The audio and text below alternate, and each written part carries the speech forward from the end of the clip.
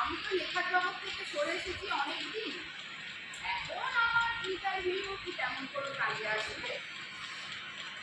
হ্যাঁ, কেন লেখার জগৎ থেকে সরে এলাম? দেখুন কি লাভ তাকে, এত বছর পরে সেই পুরোনো ফটোকে খুঁজিয়ে দিয়ে কার লাভ হবে তাকে? শুধু আমি রক্তাক্ত হবো সেটা। আচ্ছা, বেশ বেশ, তাহলে শুনুন, কারণটা হচ্ছে অবৈধতা। হ্যাঁ হ্যাঁ, অবৈধতা। না না, এখনই কোনো সিদ্ধান্ত নিয়ে ফেলবেন না। আগে সবটা শুনুন, তারপর বিচার করবেন এবং তারপর সিদ্ধান্ত নেবেন আমাকে কোন দৃষ্টিভঙ্গিতে হাজির করবেন আপনার পাঠকদের কাছে। ঠিক আছে?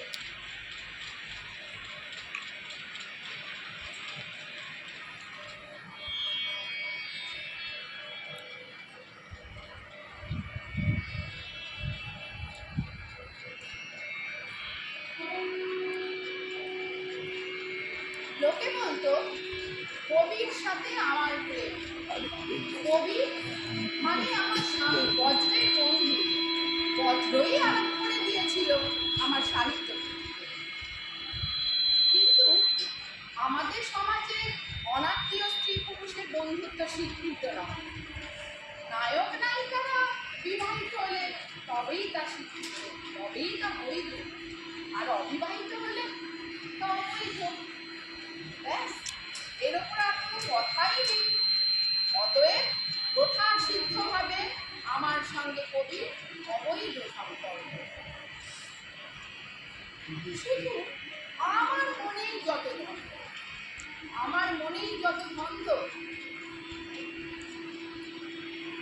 আমি মাঝে মাঝে ভাবি, প্রেম মানে কি?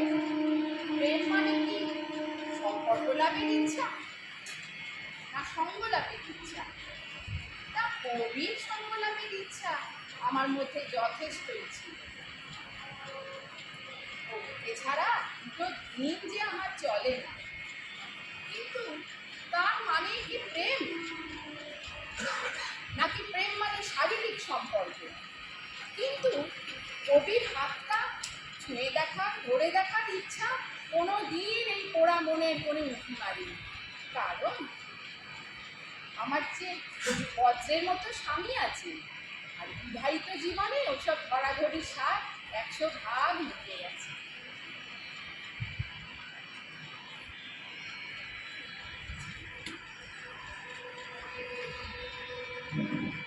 জানেন, প্রতিবেশীদের ভারী বিতৃষ্ণা ছিল আমার উপর। হ্যাঁ, ওই যে কবির সঙ্গে মেলামেশার জন্য। এক সন্ধ্যায় আমি আর কবি চায়ের কাপে কবিতা দোলাচ্ছি। এমন সময় সামনের ব্যালকনিতে এক জোড়া দরজা বন্ধ হয়ে আমাদের ধিক্কার জানালো। সেদিকে চেয়ে আমি কবিকে বললুম, কবি, বন্ধ দরজা দিয়ে একটা কবিতা শোনাও তো। কবি তার সুরেলা কণ্ঠে বলে উঠল, জোয়ারি সমুদ্রের অবিরত উদ্দাম করাঘাত, তবু বন্ধই থেকে যায় দোল। বালির কাঁচুলি যেন দ্রৌপদী আবরণ, হার মেনে ফিরে যায় ঢেউয়েদের নখ। অবাক হয়ে আমি যাই, হতাশ গলায় বলি, আহা, আমি যদি তোমার মতন এমন কবিতা লিখতে পারতুম।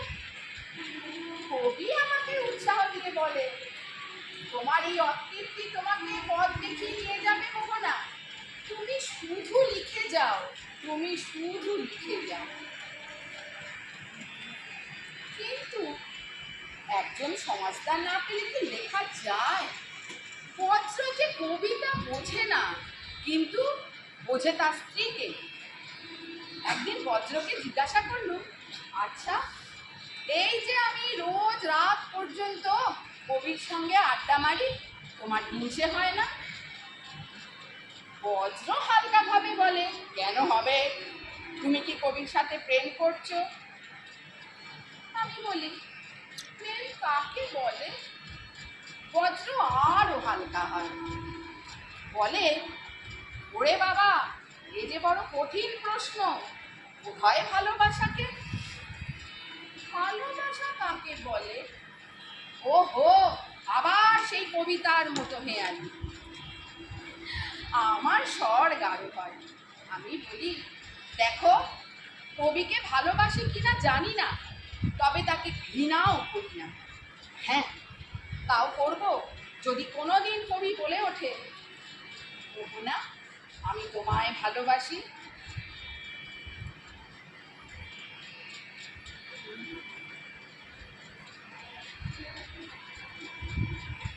এই নিয়ে আমার মাথা ব্যথা সেই কৈশোর থেকে। তখন বয়স বোধ হয় এই 14 কি 15 হবে। এক পাল ছেলে বন্ধুর সঙ্গে ক্রিকেট খেলে দিন বেশ হই হই করে কেটে যাচ্ছে।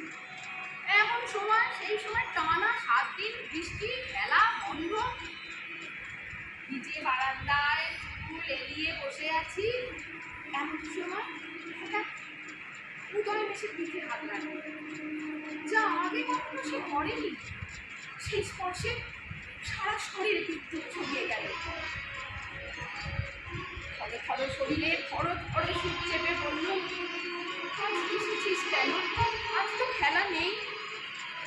উদয়নের কণ্ঠস্বর কৈশোরের সীমারেখা ছাড়িয়ে গেল। বলল, তোকে দেখতে মোহনা। আমি বললাম, কেন? উদয়ন আর কোনো জবাব দিতে পারল না। বলল, এমনি।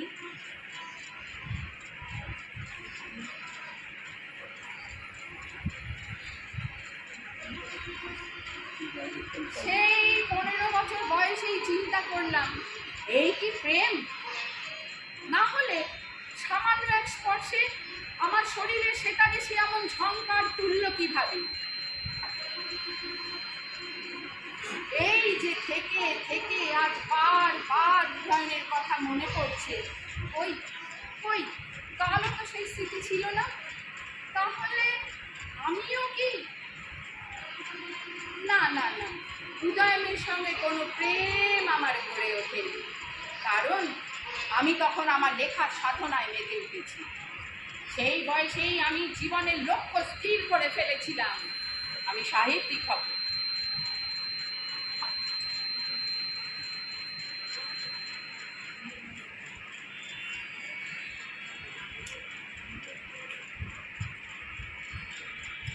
হয়ে গেল আমার বজ্রর সঙ্গে। চলে এলুম পাড়াদ্বীপে। নতুন পরিবেশে তখন আমার একমাত্র পরিচয় আমি বজ্রর বউ। আমার মোহনা নামটা আস্তে আস্তে মুছেই যেত। পাড়ার মেয়েরা বলাবলি করে, আলোচনা করে, বজ্রদার বউ এমন কিছু দেখতে হয়নি। পিসি শাশুড়ি বলেন, আমাদের বজ্রের বউ কিন্তু রাঁধে ভালো। আর পাড়ার সীতেশ কাকা, তিনি তো যখনই এই বাড়িতে এসেছেন দরাজ গলায় হাত দিয়ে বলেছেন, ওই গো বজ্রের বউ, বজ্র কি এখনো অফিস থেকে ফেরেনি? আর অফিস পার্টিতে সেখানে তো মিসেস বাসু ছাড়া অন্য কোনো পরিচয় থাকতেই পারে। এইরকম পাঁচার চাকায় কখন পিছে হারিয়ে গেছে আমার সাহিত্য চর্চা।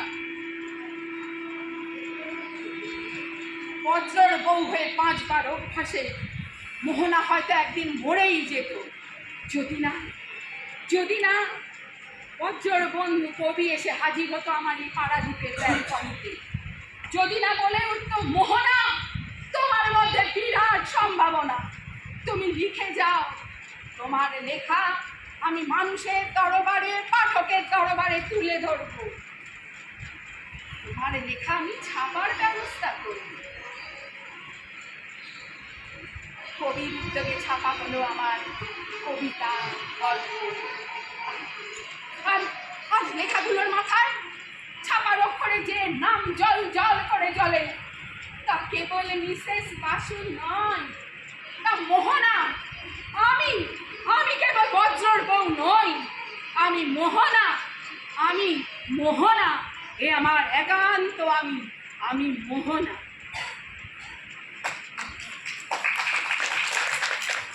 জীবন আমার নতুন ছন্দে ছড়িয়ে যেতে লাগলো। স্বামী বজ্র, বন্ধু কবি, আর আমার লেখা নেই। এমন সময় দেশের বাড়িতে শ্বশুরমশাই মারা যাওয়াতে হঠাৎই মারা গেলেন। নিঃসঙ্গ শাশুড়ি মা চলে এলেন দেশের বাড়ি ত্যাগ করে আমাদের পাড়াদ্বীপে ব্যালকনিতে চললেন। পাড়াদ্বীপের ফ্ল্যাটে আসাতে আমি ভাবলাম, যাক, একজন সঙ্গী পাওয়া গেল, নিঃসঙ্গতাটা একটু কাটবে, কারণ এখন থেকে তিনি আমাদের সঙ্গেই থাকবেন। কিন্তু একদিন আমাকে লেখার টেবিলে দেখেই তিনি বলে উঠলেন, এমন অনার সৃষ্টিকাণ্ড বাবা বাপের জন্মে দেখিনি। কি হবে ওইসব ছাইপাশ লিখে? তুমি কি রবি ঠাকুর হবে ভাবছো? প্রথম দিকে গলার স্বরটা সহনীয় ছিল, কিন্তু ক্রমেই তা ভয়াবহ রূপ ধারণ করল। আমার হাতে কলম দেখলেই তিনি বলে ওঠেন, তুমি গেরস্ত বউ, গেরস্ত বিধি মেনে চলবে, কাজের সময় লেখা কিসের? গেরস্ত বিধি কথাটা শুনে চমকে উঠলাম। তার মানে বাড়ির বউয়ের কাছে লেখাটাও বৈধ নয়, করণ সঙ্গ অবৈধ। অব্যক্ত যন্ত্রণার সঙ্গে লড়াই করতে করতে অসুস্থ হয়ে পড়লাম এক সময়। এমন সময়ে কবির বন্ধু ব্রতর একখানি চিঠি আমাকে এক ঝলক তাজা হাওয়া পৌঁছে দিল। মোহনাদি, দিদিতে আমি আর কবিতা একটা সাহিত্য সভার আয়োজন করেছি। তোমার ভালো লেখা নিয়ে তুমি অবশ্যই আসবে, 3 দিনের জন্য হলেও আসবে। আর এখানে এই সাহিত্য বাসরে তোমার লেখা পাঠ হলে তোমার রাস্তা খুলে যাবে। আর সাহিত্যিকদের সঙ্গে তোমার পরিচয় হওয়াটাও তো দরকার। 3 দিনের জন্য অবশ্যই এসো, আর বজ্রদাকেও সঙ্গে এনো কিন্তু। অনেক কষ্টে বজ্রকে রাজি করালাম। শরীরটাকে সুস্থ করতে ছুটে গেলাম ডাক্তারের কাছে। ফেরার পথে ট্যাক্সিতে গা এলিয়ে দিয়ে নিজের শরীরটাকে বোঝাচ্ছিলাম, সুস্থ হও, সতেজ হও, সবল হও। শেষে কি তীরে এসে তরি ডোবাবে? কিন্তু ট্যাক্সি থেকে নেবে লবিতে পৌঁছে থেমে যেতে হলো। এ থামা নয়, স্থানু হয়ে পুঁতে যাওয়া মেঝের মধ্যে আমার লেখাগুলো আগুনে দাউ দাউ করে পুড়ছে। আমার পরম শ্রদ্ধেয়া শুভাকাঙ্ক্ষিনী শাশুড়ি মাতা এই সহজ পথটাকেই বেছে নিয়েছে। আমার জিভ গলা কিন্তু এতটুকুনি চিৎকার করতে পারল না।